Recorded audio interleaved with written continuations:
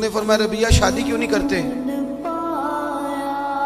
کہنے لگے یا رسول اللہ نہ تو دولت ہے، نہ مال ہے، نہ گھر ہے حضور، نہ نوکری ہے، اور پھر رنگ روپ بھی کوئی نہیں، میرا روپ بھی نہیں تے میرا رنگ بھی نہیں، تے میں نو یار مناؤن دا ٹنگ بھی نہیں، حضور کچھ پتہ ہی نہیں، کون مجھے رشتہ دے گا؟ حضور خاموش ہو گئے۔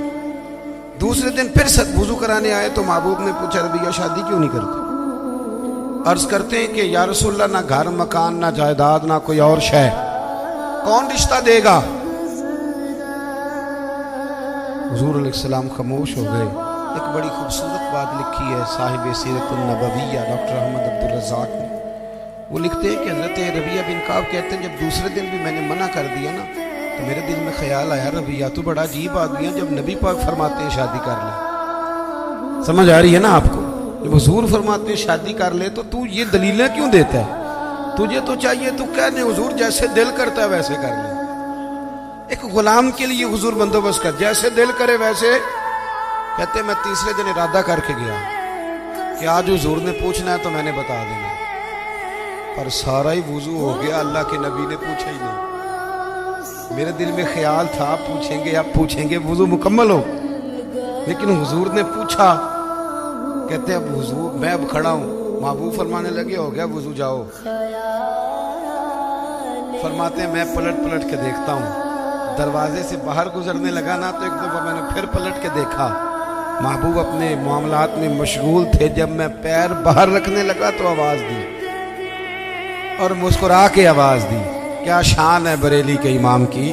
فرمانے لگے جس کے گچھے سے لچھے جڑے نور کے، جب حضور مسکراتے تھے تو یہ نور کے گچھے تھے دانت، ان میں سے پھر نور نکلتا تھا۔ تو اعلیٰ حضرت فرماتے ہیں جس کے گچھے سے لچھے جڑے نور کے، ان ستاروں کی نزہت پہ لاکھوں سلام، اور ان کی باتوں کی لذت پہ بے حد درود، ان کے خطبے کی ہیبت پہ لاکھوں سلام، اور جس کی تسکین سے روتے ہوئے ہنس پڑے۔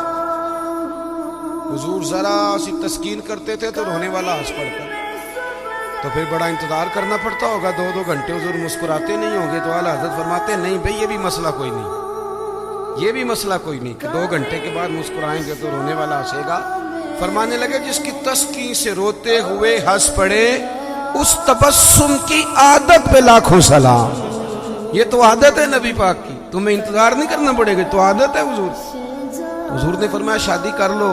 کہتے میں مسکرایا، دوڑ کے واپس آیا، یا رسول اللہ جیسے حکم ہو کر دیں۔ میرے محبوب کی بھی کیا بات، کیا اندائے ہیں رسول کریم کی۔ حضور نے فرمایا فلاں قبیلے کے سردار کے پاس جا،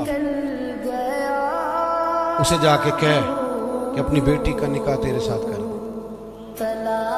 آپ فرماتے میں گیا، سلام لی، اندر داخل ہوا، انہوں نے بلایا، میں نے کبھی حضور نے بھیجا ہے، محبوب نے کہا اپنی بیٹی کا نکاح میرے ساتھ کر دو۔ حضرت ربیہ بن کعب رضی اللہ تعالیٰ عنہ فرماتے ماں نے اس کے باپ کی طرف دیکھا، اس لڑکی کے باپ کی طرف، اور لڑکی کے باپ نے ماں بڑی